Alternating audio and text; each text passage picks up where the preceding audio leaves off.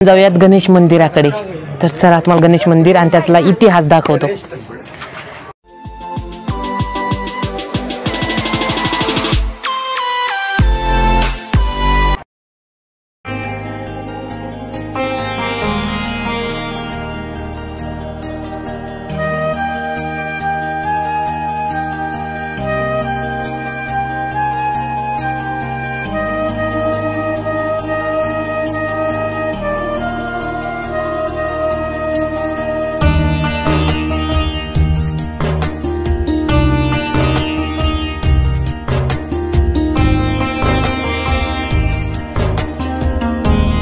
पण आता आलो आहोत संकटमोचन गणपती महाराजांच्या मंदिरामध्ये। तर इथला इतिहास असा आहे पहिला की जे 12व्या शतकामध्ये हे मंदिर शिव महादेवांचं मंदिर होतं हे मंदिर।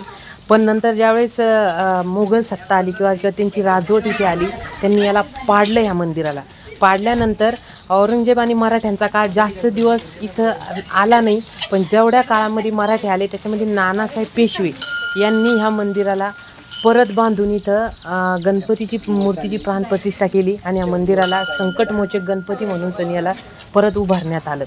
तर हा या मंदिराचा इतिहास आहे। आता आपण पाहणार आहोत याच्यावरती बारादरी हे ठिकाण। आता चला एकदा गणपतीचं दर्शन घेऊयात आणि मंदिराचा परिसर घेऊ आणि वरती जाऊयात बारादरी हे ठिकाण।